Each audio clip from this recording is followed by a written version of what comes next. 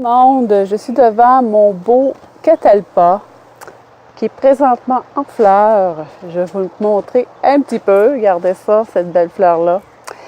Écoutez, je m'en viens vous voir aujourd'hui parce que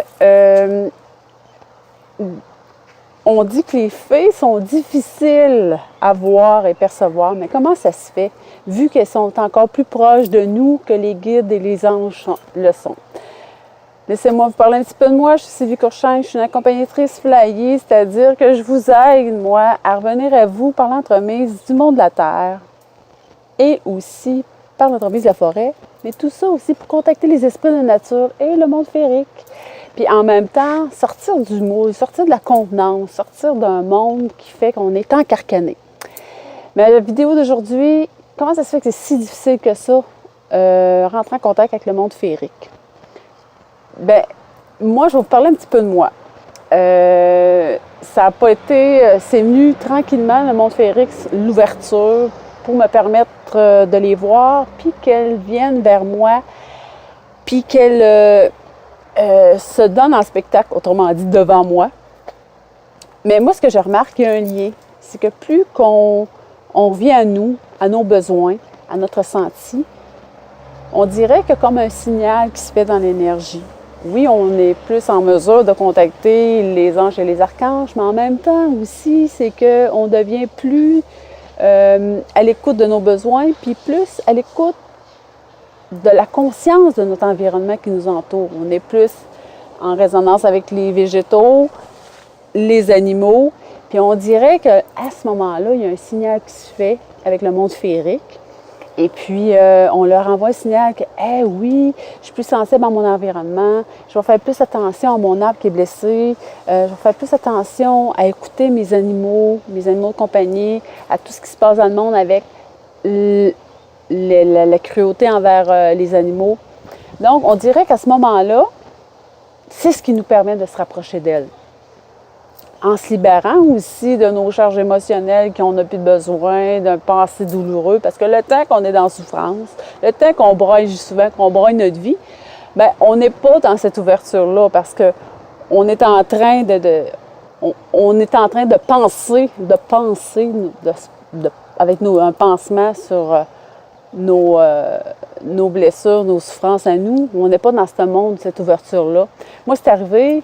Autrement dit, quand j'ai sorti de ce passé-là, et puis que j'ai mis ça en arrière de moi, et puis là, il y a eu cette ouverture pour davantage au monde féerique. Puis aussi, pour mieux comprendre, bien, la fée, elle se situe, on dit dans les lectures, elle se situe plus proche de la terre que les anges et les archanges le sont. Une de ses grandes missions à la fée, c'est de nous rendre davantage conscients des végétaux et des animaux. C'est pour ça que mon message aussi est beaucoup en ligne avec tout ce qui est végétal et tout ce qui est animal et minéral et par la suite, tous les mondes plus grands que nous, subtils et toute notre connexion divine. Mais c'est ça, c'est qu'en quelque part... les fées, elles autres aussi, ce que je voulais vous dire, c'est que les fées aussi, elles sont un petit peu, sont difficiles. Dans le fond, sont un petit peu difficiles à cerner. Sont un petit peu volatiles. Hein? Tu sais, si elles sentent on ne traite pas bien l'environnement, on dirait que ça se sent tout de suite, ça. Puis c'est pour ça que je disais tantôt, c'est que plus qu'on est dans l'ouverture à notre environnement, à faire attention, à prendre des produits qui sont plus écolos, puis on fait un tri de notre maison, on allège notre vie aussi, on enlève le superflu, puis on devient plus conscient de tout ce qu'on fait en tant qu'humain au niveau de la trace énergétique qu'on laisse. Mais on dirait que ce monde-là, si on est dans l'ouverture de cette conscience-là, on dirait qu'on se rapproche d'elles. Et là, elles viennent vers nous. C'est comme si elles font un bout, puis nous, on fait l'autre bout. Tu sais, on avance un petit peu, pour ça avance. Moi, je vous partage en lien avec la compréhension que j'en ai, puis mon expérience aussi à moi. C'est pas une vérité. Une autre personne va avoir sa propre expérience, mais moi, c'est qu'est-ce que j'expérimente présentement. Et quand je vais en forêt sur ma terre aux feuilles, bien, c'est sûr, j'ai envie des choses. Elles se montrent à moi davantage parce que aussi, j'ai dit mon grand oui. J'ai dit mon grand oui à moi, à vraiment sortir de mon moule, puis à arrêter d'avoir peur aussi. Parce que j'ai déjà dit dans une vidéo que j'avais peur d'être jugée quand je parlais du monde féerique.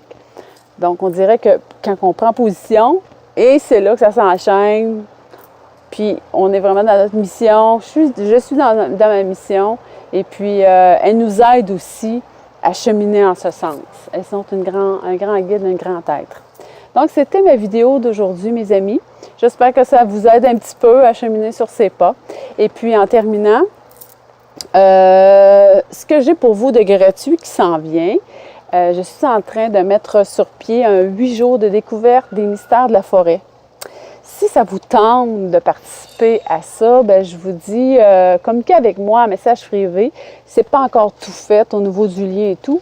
Ça va être un 8 jours, c'est une vidéo par jour dans laquelle je vais vous inviter à aller faire un exercice en forêt pour vous rapprocher, pour aller ressentir davantage, puis en même temps connecter avec la forêt, mais en connecter aussi avec vous. Donc, je vous invite à venir me voir en message privé. Je vais vous indiquer aussi avec la vidéo comment me rejoindre. Et puis, ça va me faire plaisir de vous accompagner puis que vous faisiez partie de ma gang durant ces 8 jours-là. Donc, on se dit à la prochaine vidéo. Bye!